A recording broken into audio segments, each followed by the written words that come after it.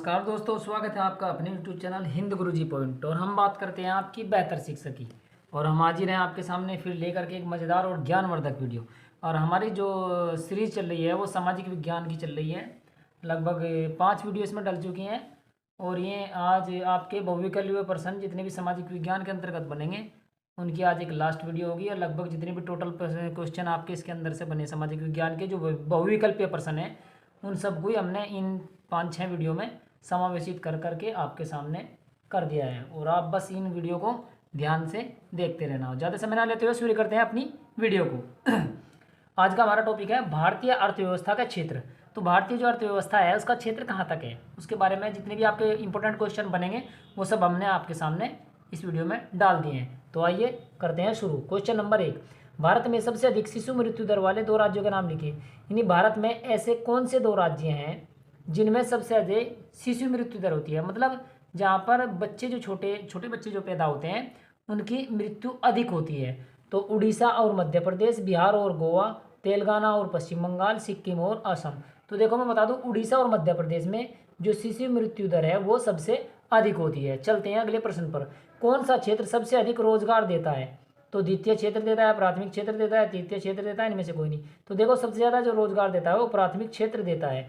जैसे छोटी छोटी आपकी दुकानें कर ली, या कृषि का है, या आप मजदूरी हो गई। तो ये क्या है, छोटे छोटे कुटीर उद्योग जो लगाते हैं हम अपने रेडी पटड़ी वाले, तो ये सब आते हैं प्राथमिक क्षेत्र में आते हैं। और सबसे ज़्यादा अधिक रोजगार इसी क्षेत्र में मिलता है, जिसको हम प्राथमिक क्षेत्र के अंतर्गत रखते हैं। अगला प्रश्न, प्रश्न नंबर 3, निम्नलिखित में से किस प्रच्छन्न रोजगार के नाम से भी जाना जाता है? तो अति रोजगार, नियमित रोजगार, या अनियमित रोजगार, या अल्प रोजगार। तो इसको माना जाता है प्रच्छन्न रोजगार, तो माना जाता है अल्प रोजगार। अल्प माने बहुत थोड़ा सा, बहुत कम मात्रा में जो रोजगार किया जाता है। अगला प्रश्न है हमारा, सार्वजनिक और निजी क्षेत्रों का आधार पर विभाजित है किस चीज़ का? तो रोजगार की शर्तें, आर्थिक गतिविधियों का स्वभाव, या उद्यमों के स्वामित्व, या उद्यमों में नियोजित श्रमिकों की संख्या। तो देखो इस प्रश्न का जो सही आंसर है वो है आपका उद्यमों के स्वामित्व, यानी कि जो उद्योग धंधे जो लगाते हैं उनके जो मालिक हैं, इसका यही हो जाएगा आपका। अगला प्रश्न है हमारा, एक वस्तु का अधिकांशतः प्राकृतिक प्रक्रिया से उत्पादन क्षेत्र में गतिविधि है। तो प्राथमिक क्षेत्र में है, द्वितीय क्षेत्र में है, तृतीय क्षेत्र में है, या सूचना प्रौद्योगिकी में है। तो देखो इसका जो राइट आंसर है वो आपका प्राथमिक क्षेत्र में, और यही इसका राइट आंसर हो जाएगा। चलते हैं अगले प्रश्न पर।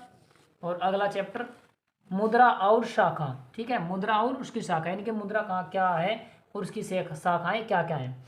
तो चलते हैं पहले प्रश्न पर। स्वयं सहायता समूह में बचत और ऋण संबंधी अधिकार निर्णय लिए जाते हैं। तो बैंक द्वारा, सदस्यों द्वारा, या गैर सरकारी संस्थाओं द्वारा, या ये सभी द्वारा। तो देखो अब भारत के लगभग ज़्यादातर गाँव में स्वयं सहायता समूह चल रहे हैं, जिसमें 8 या 10 महिलाओं का एक समूह बनाया जाता है जो स्वयं का जो रोजगार करने के लिए बैंक से लोन लेती हैं। और तो इसका राइट आंसर हो जाएगा बैंक द्वारा। तो बैंक ही उनका खाता खुलवाता है और बैंक से ही वो अपना लेन देन करते हैं, जिससे कि वो अपना कुटीर उद्योगों के द्वारा अपना छोटा छोटा व्यवसाय करके अपनी जो है जीवन यापिका चला सकें। चलते हैं अगले प्रश्न पर। ऋण के औपचारिक स्रोतों में शामिल नहीं है, यानी कि जो औपचारिक स्रोत हैं ऋण लेने के, यानी कि लोन लेने के, तो वो कौन से हैं? बैंक में तो मिलता है, सहकारी समिति इसमें मिलता है, नियोक्ता इनमें से कोई नहीं। तो देखो नियोक्ता है, नियोक्ता जो है औपचारिक नहीं है, ये अनौपचारिक है। तो यही हमारा राइट आंसर हो जाएगा नियोक्ता।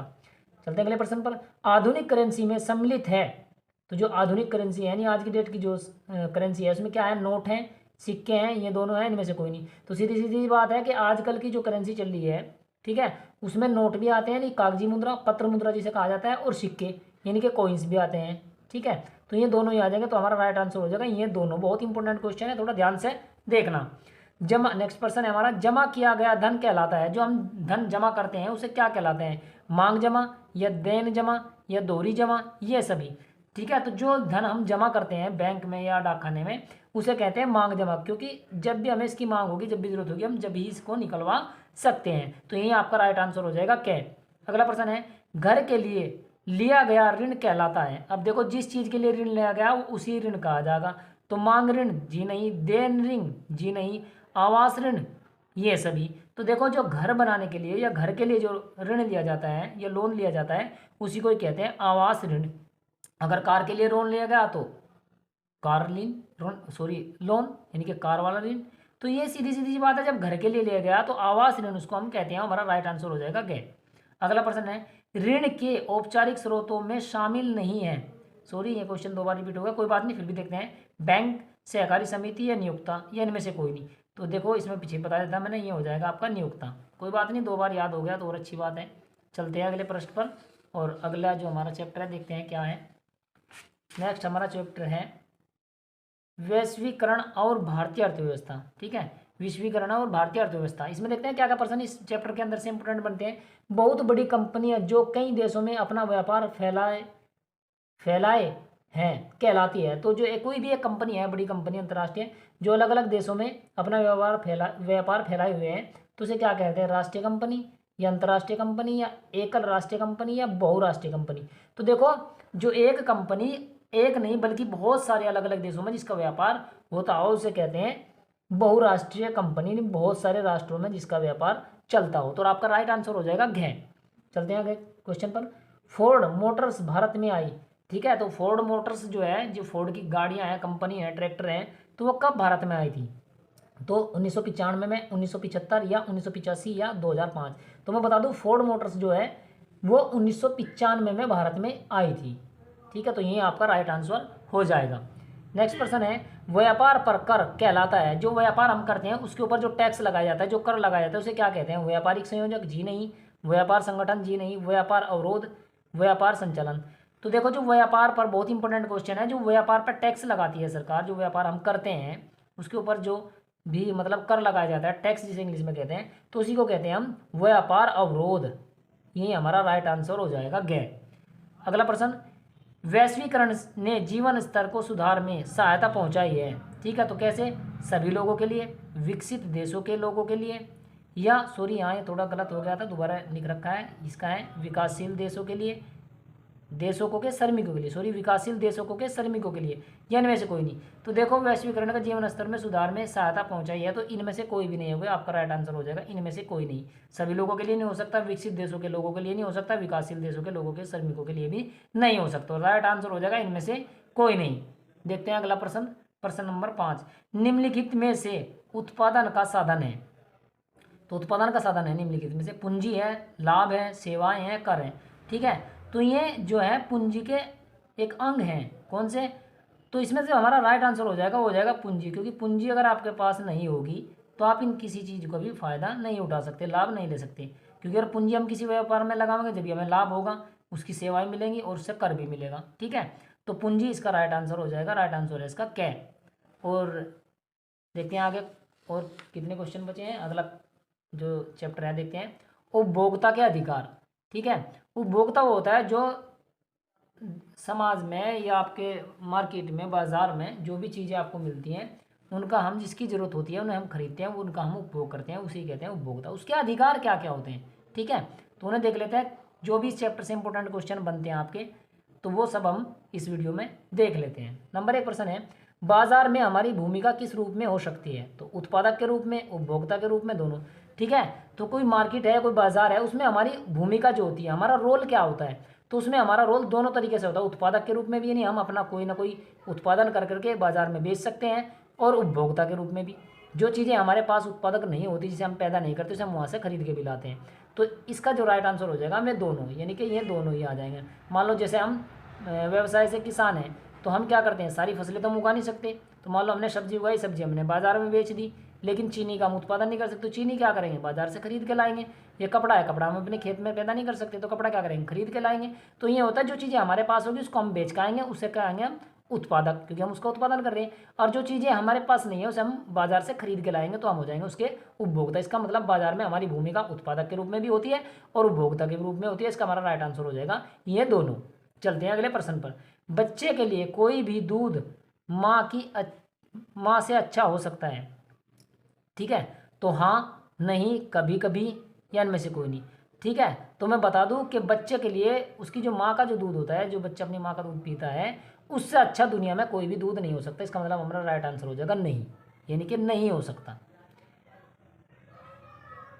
कोपरा कानून कब बना? अब देखो, ये कानून कब बना था, 1986 में या 1980 में या 1985 में या 1995 में? तो मैं बता दूं कि यह कानून बना था सन 1986 में, और ये हमारा राइट आंसर हो जाएगा। भारत में उपभोक्ता संरक्षण अधिनियम कब पारित किया गया? ठीक है, तो जब ये चालू हुआ तभी ये कानून भी पारित किया गया। तो 1982 में, 1984 में, 1985 में, 1986 में। तो भारतीय उपभोक्ता संरक्षण अधिनियम पारित किया गया 1986 में। अब इसका ये होता क्या है अधिनियम, अगर मान लीजिए हम किसी भी कंपनी का कोई मान लो कोई भी चीज़ हम खरीद करके अपने घर पे लाते हैं और वो जितनी गुणवत्ता उसमें बताएगी उसमें गुणवत्ता ना मिलती हो, तो हम कंज्यूमर फोरम में जा कर के उस दुकानदार के खिलाफ या उस कंपनी के खिलाफ हम इस कानून के अंतर्गत उसके खिलाफ हम मुकदमा कर सकते हैं। और यह कानून पास हुआ था सन 1986 में। चलते हैं अगले प्रश्न पर। एक मार्क किन वस्तुओं के लिए प्रमाणिक चिन्ह है? तो उपभोक्ता वस्तु के लिए, सेवा वस्तु के लिए, खाद्य पदार्थ के लिए, इलेक्ट्रॉनिक वस्तुओं के लिए। तो देखो एक मार्क जो लगा हुआ आता है वो हमारी जो खाने पीने की वस्तुएं होती हैं उनके ऊपर लगाता है और वही उसका प्रमाणिक चिन्ह होता है कि ये शुद्ध है, इसमें कोई किसी तरीके की गलत चीज़ का मिलावट नहीं हुई है। और जो जो चीज़ इसमें डली हुई है उसका पूरा डिटेल्स देते हैं कि इतने परसेंट ये चीज़ है, इतने परसेंट ये चीज़ है, मतलब अलग अलग दिया होगा। तो यह केवल खाद्य पदार्थों पर ही एक मार्क लगा होता है और प्रमाणिक चिन्ह भी होता है। हमारा राइट आंसर हो जाएगा घ। चलते हैं अगले क्वेश्चन पर। सूचना पाने का अधिनियम कब पारित किया गया? ठीक है, तो सूचना अगर हमें मिले, कोई भी चीज़ अगर हमें क्या सूचना मिले तो वो कब पारित किया गया?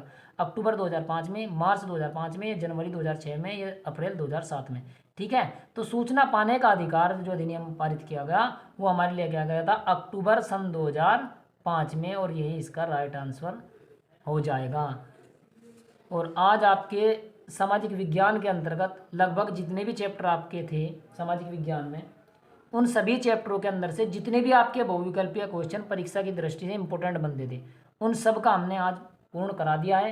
मेरे ख्याल से 5 या 6 वीडियो में ये सभी क्वेश्चन आपके आ गए होंगे। 10-10, 15-15 मिनट की वीडियो हैं, तो आप लोग अगर शुरू से लगाकर लास्ट तक के इन अच्छी तरीके से देख लेंगे तो आपका एक भी क्वेश्चन इसके बाहर विकल्प का नहीं जाएगा और आपके 20 में से 20 नंबर आपको मिल जाएंगे।